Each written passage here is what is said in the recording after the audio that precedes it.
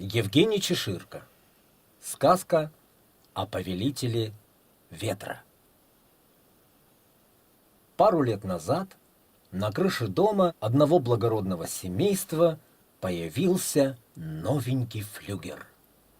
Металлическая птица, покрытая золотистой краской, резво вертелась во все стороны света, указывая своим блестящим клювом направление ветра. Фигурка была выполнена столь искусно, что порой казалось, будто сейчас она взмахнет крыльями и взметнется в небо, наслаждаясь непередаваемым чувством полета и свободы.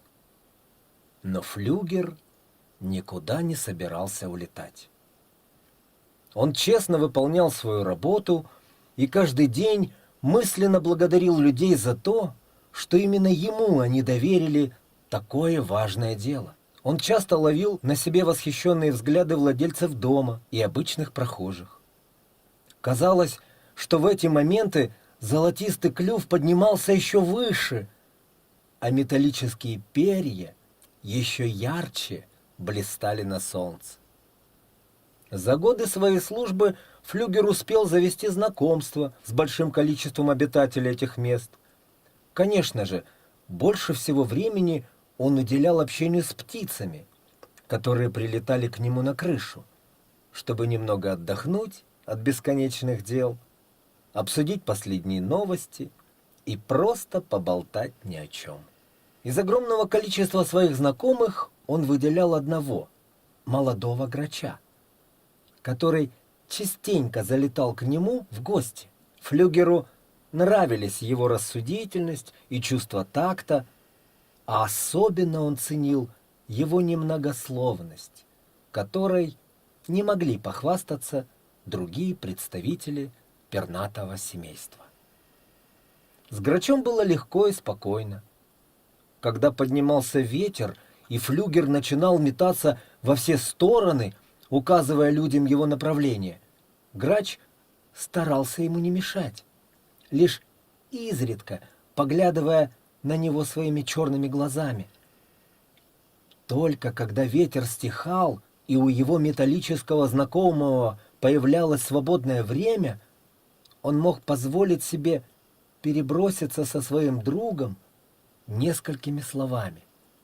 Каждую осень грач улетал на юг, подальше от северных холодов, а когда возвращался обратно, тут же летел на знакомую крышу, чтобы поприветствовать своего друга и поздравить его с наступлением весны. Так случилось и в этот раз. Громко захлопав крыльями при посадке, грач вцепился лапами в конек крыши и, склонив голову на бок, посмотрел на своего старого знакомого, по которому уже успел соскучиться за время долгой зимы. «Здравствуй, флюгер», — произнес он своим хриплым голосом. «Я вернулся, а это значит, что скоро наступит лето, и ты, наконец-то, сможешь отдохнуть от зимних вьюг». Но флюгер проигнорировал приветствие и даже немного отвернулся в сторону. «Наверное, в этих краях была суровая зима, раз ты перестал узнавать старых друзей». Нахохлившись, хмыкнул грач. «Нет, я тебя помню», — неохотно ответил флюгер. «Просто в данный момент ты отвлекаешь меня от работы». Грач покрутил головой во все стороны и снова посмотрел на металлическую птицу. «Но ведь на тебя сейчас никто из людей не смотрит. Разве нельзя отвлечься на одно мгновение и ответить на мое приветствие? В конце концов, это невежливо». «А зачем мне нужны людские взгляды?» — скрипнул флюгер. «Как это? Зачем? Насколько я помню, тебе всегда нравилось ловить на себе их восхищенные взоры. И ты считал их достойной наградой за свой труд по указанию направления ветра. «Что?» — рассмеялся Флюгер. «Труд по указанию направления? Что за чушь ты несешь? Видимо, твою голову напекло южное солнце, и ты совсем перестал понимать очевидные вещи. Запомни, я создан не для того, чтобы указывать направление ветра на радость глупым людишкам». «Как?» — удивился Грач. «Ты же сам всегда говорил мне, что благодарен им за свое создание, а еще говорил, что в благодарность за это готов трудиться для них до тех пор, пока тебя не покроет ржавчина». «Да», — слегка смутился Флюгер. «Раньше я был молодым и глупым. Я не понимал природы вещей и думал, что я чем-то обязан людям. Но этой зимой у меня было достаточно времени для того, чтобы понять, что я заблуждался. На самом деле я не показываю направление ветра людям». «А что же ты тогда делаешь?» «Я указываю ветру, куда ему дуть». Грач округлил глаза, но тут же собрался, решив не показывать своего удивления.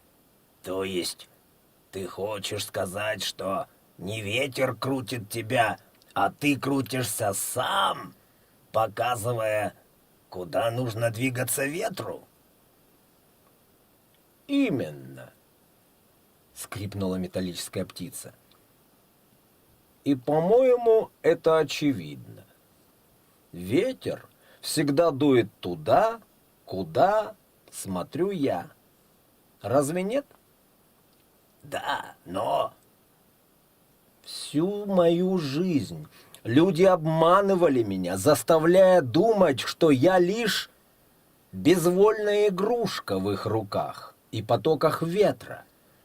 Они смотрели на меня снизу и смеялись.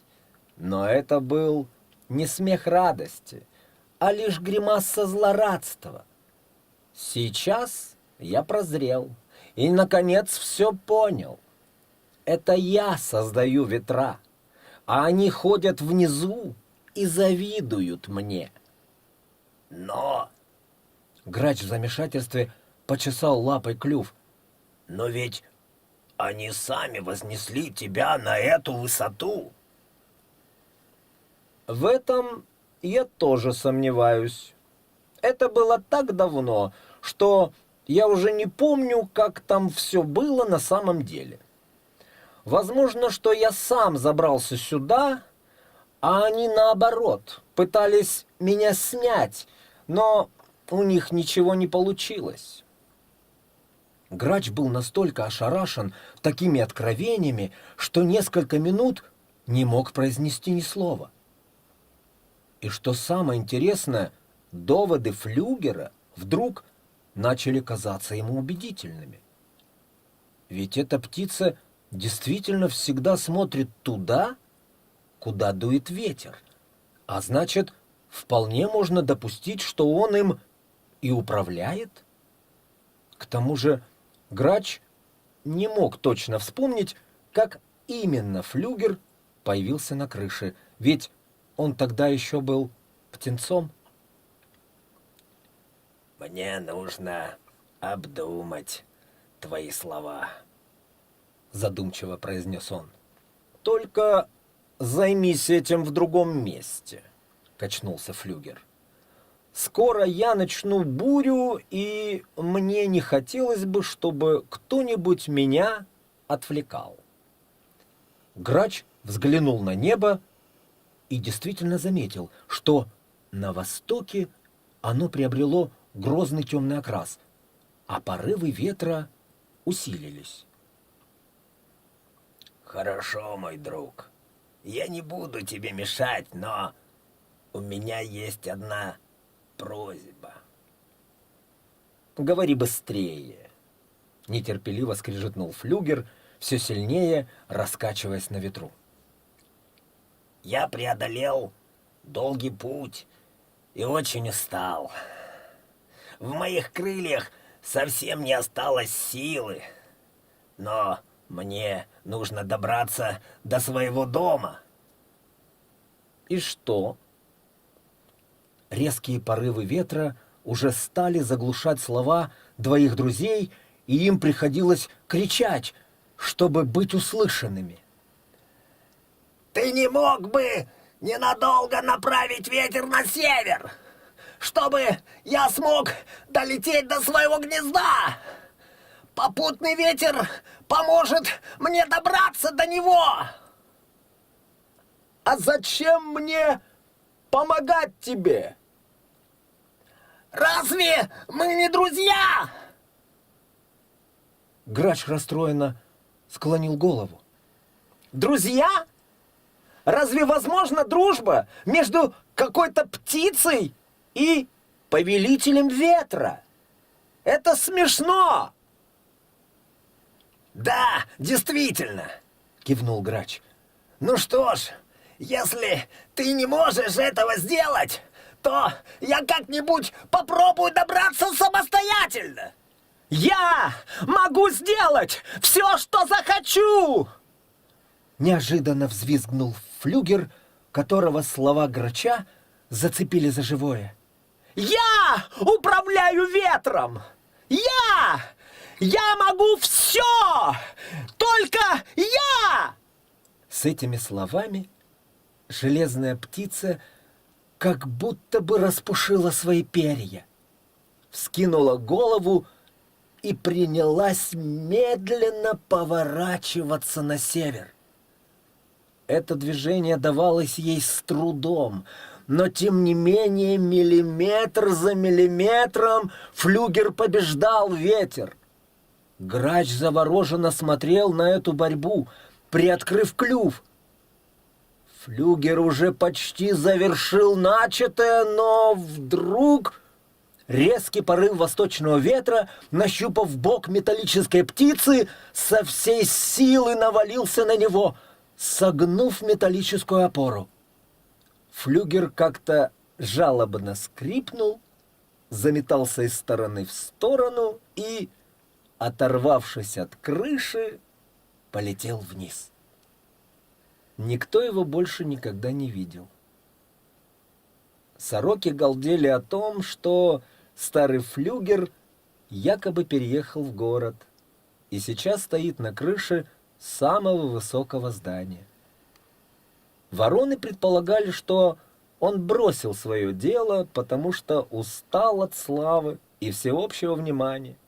Воробьи чирикали о том, что своими глазами видели, как железная птица расправила крылья и улетела в небо. Но все же знают, какие они врунишки. И только Грач не выдвигал никаких версий, слушая все эти истории, и негромко посмеиваясь над ними. А через неделю на крыше появился новенький флюгер, который еще был молод и еще не успел забыть, кто он, зачем он здесь и кому обязан своим появлением на крыше.